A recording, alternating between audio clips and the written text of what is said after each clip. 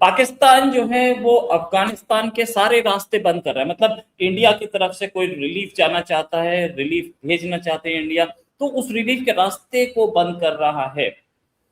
पाकिस्तान, अफगानिस्तान दोनों Muslim countries हैं, और पाकिस्तान बोलता है कि हम तो मुस्लिम उम्मा के, हम कोई बाउंड्री नहीं मानते, हम सिर्फ इस्लाम मानते हैं, मुसलमान मानते हैं। इसी पर पाकिस्तान के एक सीनियर लीडर, जिनको डीजल बोला जाता है, मौलाना फजलुर रहमान, उन्होंने बोला कि आप अफगानिस्तान की रास्ते रोक के उसके डेवलपमेंट रोक रहे हैं, उसके लोगों को भूखा मार रहे हैं। पहले मैं आपको सुनाऊंगा, फिर उसके बाद हम बात करेंगे। हमारे साथ ब्रिगेडियर शाहदेव सर है। ये है जो मौलाना फजलुर रहमान ने बोला। अफगानिस्तान को जिसको इस्तेहकाम की जरूरत है, जिसको इस्तिकलाल की जरूरत है, उनको आप कमजोर कर रहे हैं। आपको अपने पड़ोस में एक मुस्तहकम पड़ोसी चाहिए, लेकिन अगर अमेरिका और मगरिब उनको कमजोर करना चाहते हैं तो फिर प्रॉक्सी का किरदार पाकिस्तान ने अदा करना होता है। बिल्कुल सही। और कहते हैं ये था सर जो उन्होंने बोला कि अमेरिका और कोई और उसे कमजोर करना चाहता है तो प्रॉक्सी पाकिस्तान होता है। पाकिस्तान अफगानिस्तान को कमजोर कर रहा है और उसके बाद फिर बोलता है यार ऐसे ऐसे। ये आवाज पाकिस्तान के अंदर से आ रही है ना सर, मेरी तो नहीं है या किसी और इंडियन की नहीं है। अफगानिस्तान के खिलाफ काम करेंगे और अफगानिस्तान से हमला होगा तो बोलेंगे कि ये देखो हमें मार रहे हैं। ये सिचुएशन। Your comment sir. हाँ, देखिए, जो पाकिस्तान की जो पॉलिसी है अफगानिस्तान को लेके, देखिए एक समय था कि दोनों बहुत मित्र थे। जब अमेरिका का वहाँ इंटरवेंशन था, यही तालिबान को पाकिस्तान ने पूरी तरीके से ट्रेन किया, तमाम तरीके की सुविधाएं दी, बॉर्डर ओपन रखा, आना जाना लगा रहा। लेकिन अमेरिका के इशारे पे पाकिस्तान काम करता है, ये तो पूरा जग जाहिर है। पाकिस्तान की अपनी कोई इंडिपेंडेंट फॉरेन पॉलिसी नहीं है। नेबर से क्या किस तरीके से ताल्लुकात रखने चाहिए, किस तरीके से उनका ख्याल रखना चाहिए, किस तरीके से अमिकेबल रिलेशन रखने चाहिए, इसका उनको कोई भी ज्ञान नहीं है। सिर्फ अमेरिका की चापलूसी करना, उसके पक्ष में खड़ा रहना और उसकी बातों को इस रीजन में इंप्लीमेंट करना, ये पाकिस्तान की पॉलिसी है। इसी के तहत वो काम करता है। आज की डेट में पाकिस्तान का ये हाल है कि चाइना वहां इन्वेस्टमेंट करता है, आप पैसे दीजिए, आप आ जाइए। अमेरिका रेयर अर्थ मिनरल चाहिए, आप आ जाइए, आप ले लीजिए। बलूचिस्तान के इलाके में आपको पोर्ट चाहिए, पोर्ट ले लीजिए। तो अपने वो सरजमी को नीलाम कर रहा है पाकिस्तान। तो पाकिस्तान में कोई एक पॉलिसी की कमी है, फॉरेन पॉलिसी नहीं है, इकोनॉमिक पॉलिसी नहीं है, डोमेस्टिक पॉलिसीज किस तरीके से पिटी वहां की आवाम जानती है। और साथ में नेबर, जो कि अफगानिस्तान को आप अपना भाई मानते थे, एक कंट्री मानते थे मुस्लिम नेशन होने की वजह से, लेकिन आपके इंटेंशन उनको लेके हमेशा से गलत रहे। और इसी का इजाफा देखिए उन्होंने मौलाना फजलुर रहमान ने किया।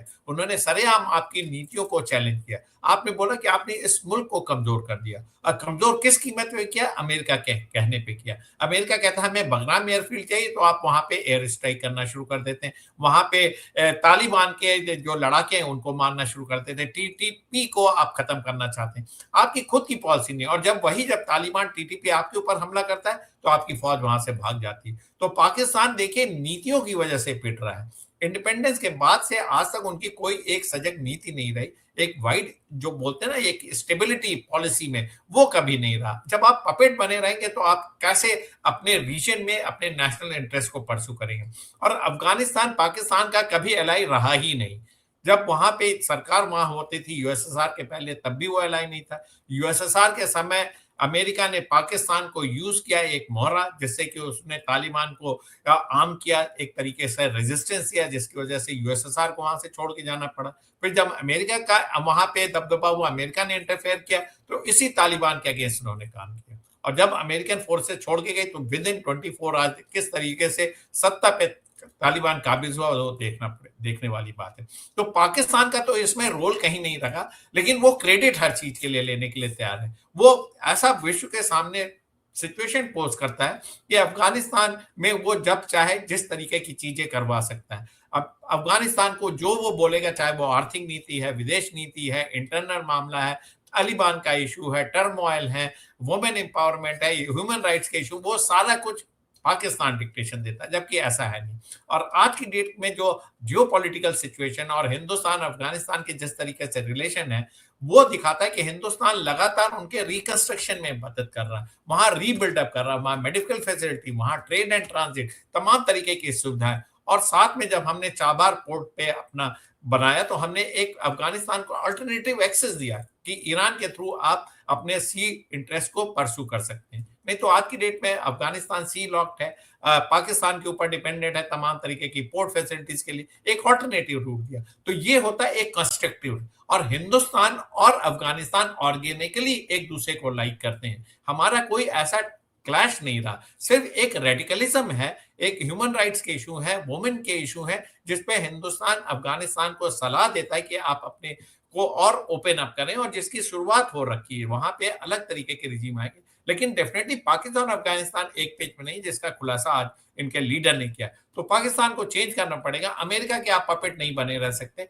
इस रीजन में इनस्टेबिलिटी का एक ही कारण है, वो है पाकिस्तान। नहीं तो साउथ एशियन कंट्री में बड़ी एफिनिटी है, सारे क्या देखिए, एक तरीके की रिक्वायरमेंट, एक तरीके के लोग, एक तरीके का पॉलिटिकल सिस्टम, एक तरीके की डेमोक्रेसी, एक तरीके का डेवलपमेंट। उसमें जो जो छेद करता है, जो हिंड्रेंस पैदा करता है, वो पाकिस्तान, वो एंटी इंडिया स्टैंड की वजह से है। और वहां के मानस, जनमानस ऐसा नहीं, वहां की सियासत है, और सियासत लगातार फेल हो रही है। और फेल इसलिए हो रही है कि टेररिस्टों को मदद करते हैं, सेक्टेरियन वायलेंस को प्रमोट करते हैं, और जो उनको सूट करता है उनको प्रमोट करते हैं, पैसे देते हैं, उनको यूज करते हैं, बाद में डंप करते हैं और उन्हीं को शूट कर देते हैं। तो गिलगित बाल्टिस्तान और पीओके का इलाका देख लीजिए, कितना डेवलपमेंट हुआ, पूरे तरीके से पिछड़ा हो गया।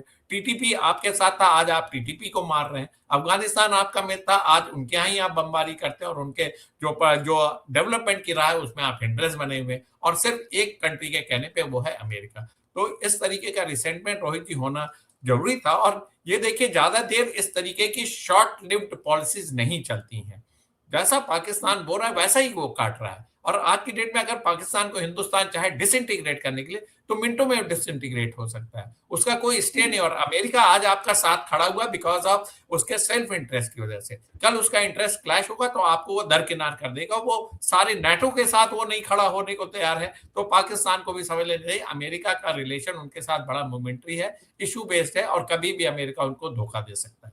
यस रोहित जी। मतलब एक चीज कि पाकिस्तान के पहले ही इंडिया से पंगा चल रहा है, अफगानिस्तान से भी ले रहा है, और ये क्लैरिटी अब सबके सामने है। जैसे कि मौलाना साहब ने बोला कि भाई हम अमेरिका के पेट्टू बन के और अफगानिस्तान को कमजोर कर रहे हैं।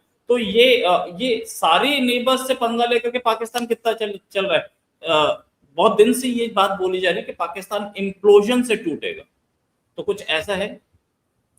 देखिए, मेरा मानना है कि पाकिस्तान आज की डेट में at the verge of disintegration के वर्ज पे खड़ा है। अमेरिका का सपोर्ट हटा ले और अमेरिका चाले या हिंदुस्तान उसमें थोड़ा एक्टिव रोल प्ले करे वहां के सेक्टेरियन रिवोल्यूशन में, तो तमाम तरीके की चीजें हो सकती है। देखिए, बलूचिस्तान तो at the verge of separation की स्थिति में है। वो तमाम बार उसने कई मुद्दों पे बोला कि हिंदुस्तान अगर उनकी मदद करे तो वो टूट सकता है। पीओके स्वतः हिंदुस्तान में मिलना चाह रहा है, लेकिन हमारा इंटरेस्ट आज की डेट में किसी के इंटरनल मैटर में हम इंटरफेयर नहीं करते हैं।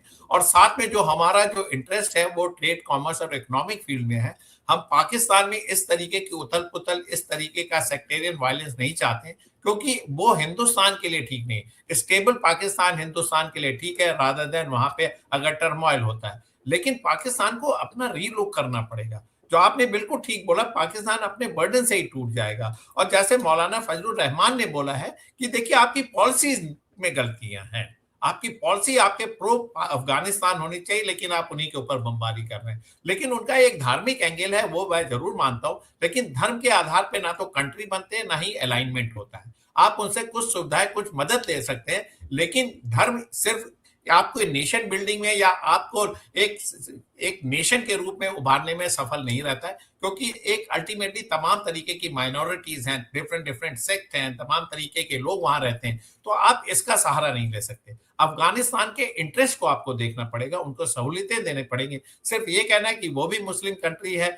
उनके यहाँ तालिबान का रूल है और आप भी उसी को फॉलो करते हैं तो आप लोग एक हैं, ये नहीं है। आपको उनके नेशनल इंटरेस्ट को देखना पड़ेगा, उनके जनमानस को देखना पड़ेगा। वहां पे employment generation, education, health services, उनकी ऑटोनॉमी, उनके लेस इंटरफेरेंस, इसको ध्यान देना पड़ेगा। इसके लिए आप तैयार नहीं है। वजह उसकी यही है कि आपकी सरजमी पे तमाम ऐसे इंटरनेशनल टेररिस्ट ऑर्गेनाइजेशन काम करते हैं। आपके यहाँ खुद के तमाम ऐसे जो टेररिस्ट ऑर्गेनाइजेशन जो हिंदुस्तान के बरखिलाफ आपने क्रिएट किए हुए हैं, वो काम करते हैं और उसकी आप डायरेक्ट फंडिंग करते हैं। आईएसआई उनकी मदद करता है, उनको ट्रेनिंग करता है। तो जब आप अपनी जमीन को टेररिस्टों के हवाले कर देंगे और टेररिस्ट की कहना मानेंगे, तो आपका कंट्री का अस्तित्व तो काफी हद तक कॉम्प्रोमाइज हो जाता है। और ऐसे समय में जब अमेरिका के इंटरफेरेंस है, चाइना का सीपैक है, टेररिस्ट आपके यहाँ रूल कर रहे हैं, तो फिर शाहबाज शरीफ कौन है? उनका एग्जिस्टेंस क्वेश्चन मार्क हो जाता है। असीम मुनीर का क्वेश्चन मार्क हो जाता है एग्जिस्टेंस। पाकिस्तान की आर्मी देखिए, मैं उसको बिल्कुल अनप्रोफेशनल आर्मी मानता हूँ, क्योंकि वो अपने टास्क को सही तरीके से कर नहीं पाते। बार बार डिफीट, बार बार ऑप सिंदूर में कितना बड़ा नुकसान, तो आपने ऐसा एक्शन लिया ही क्यों? आपको जब हिंदुस्तान ने स्ट्राइक की तो आपको बोलना चाहिए कि हम हिंदुस्तान के साथ मिलकर अपने टेररिस्टों को खत्म करेंगे, तो उससे आपको भी सहूलियत मिलती है, अफगानिस्तान से आपके रिलेशन भी अच्छे होते हैं, और जो टेररिज्म आपके जो साउथ एशियन कंट्री में प्रिवेल कर, उस पर कंट्रोल हो जाता है। लेकिन उससे ना करके आपने हिंदुस्तान के बरखिलाफ एक्शन किया, उसका खामियाजा आपको भुगतना पड़ा। तमाम एयरफील्ड, कमांड सेंटर, एवाक्स आपके डिस्ट्रॉय हुए। तो पाकिस्तान अपने ही कॉबवेब में फंसा हुआ, ऐसा मेरा मानना है। और अफगानिस्तान की पॉलिसी तो बिल्कुल फेल हो गई है। इतना समय का दोस्ती, इतने समय का साथ, देखिए मिनटों में खत्म होगा। और आज की डेट में अफगानिस्तान आपके अगेंस्ट है। अच्छा, अफगानिस्तान अगेंस्ट है, इंडिया अगेंस्ट है, फाइट कर रहे हैं आप, बलूचिस्तान में फाइट कर रहे हैं, खैबर पख्तूनख्वा में। अब तो फाइट आपका पाकिस्तान ऑक्युपाइड कश्मीर में भी जा चुका है। लेकिन मीडिएशन करेंगे अमेरिका और यूएस के बीच में। इनको होना चाहिए था वहां पे इस्लामाबाद में टैकल करने की सिचुएशन, लेकिन अभी इस समय स्विट्जरलैंड में बैठे हैं, वहां पे बातचीत करवा रहे हैं दोनों कंट्रीज के बीच में। अपने कंट्री में आग लग जाए वाली, लेकिन हम दूसरे के लिए जा रहे हैं। ये डॉलर्स का लालच है या क्या बोले, सच में एक इंटरनेशनल फेम का गेम है? देखिए रोहित जी, आज की डेट में जो स्विट्जरलैंड में बात होने जा रही है, उसमें कहते हैं ना, बिन बुलाए मेहमान, वो स्थिति है पाकिस्तान की। ये ईरान और अमेरिका के बीच में बायलैटरल एमओयू साइन होना है, उसमें कतार की मध्यस्थता कर रहा है, कतार आपको उसको फैसिलिटेट कर रहा है, स्विट्जरलैंड का। लेकिन असीम मुनीर वहां क्या कर रहे हैं, शाहबाज शरीफ क्या कर रहे हैं? ये हर जगह अपनी टांग चढ़े, उनको वेलकम नहीं है, कोई उनको पूछ नहीं रहा है। लेकिन वो वहां पहुंच गए हैं, किसी तरीके से क्रेडिट लेना चाहते हैं। और जब आप हेड ऑफ स्टेट है अपने कंट्री के, तो जेडी वेंस ने भी बोला कि पाकिस्तान ने एक अहम भूमिका निभाई। इस्लामाबाद में आपने बुला बुला के लोगों को दिया, लेकिन देखिए, आपके मध्यस्थता तब सक्सेसफुल होती जब दोनों पक्षों में आपकी से हो। ना तो आपकी अमेरिका सुनता, ना ईरान सुनता है। तो जब अमेरिका को मजबूरी हुई आज की डेट में 14 पॉइंट्स ईरान के मानने के लिए, पूरे वर्ल्ड में अकेला अकेला पड़ रहा था, उसको वार का अंत नजर नहीं आ रहा था, कोई सोल्यूशन नहीं दिख रहा था। अल्टीमेटली जेडी वेंस और उनके इंटरनल डायनेमिक्स ने बोला कि आप इस तरीके के एमओयू को साइन करिए और मानिए।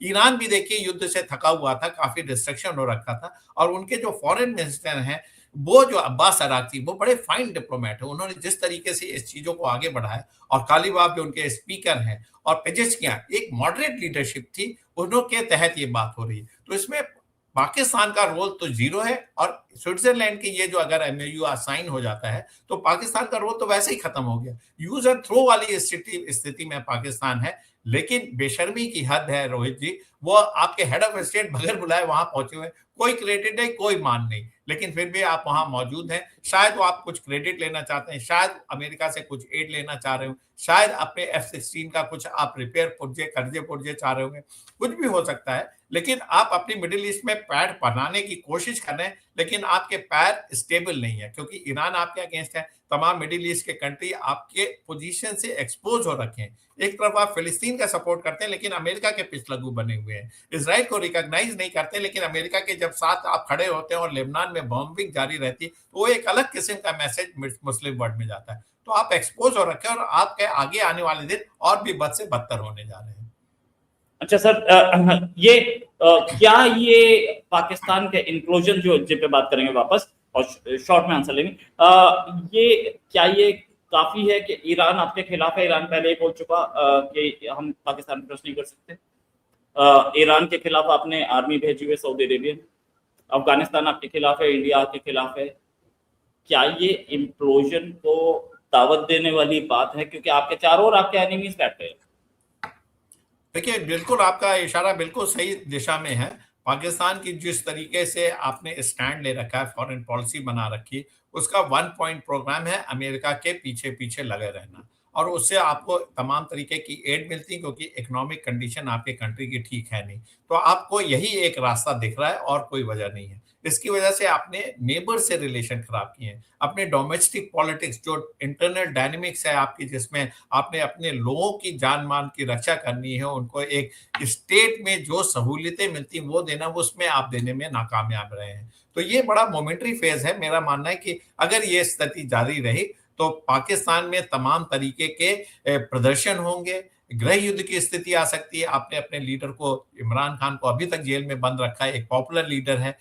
लेकिन जब वो सत्ता में थे तो वो भी उनकी भी जो काम करने का तरीका वो भी इसी पैटर्न का ही था, उसमें बहुत अंतर नहीं था। लेकिन डेफिनिटली वो एक पॉपुलर लीडर है, उनको जेल में रहना इस समय बनता नहीं है।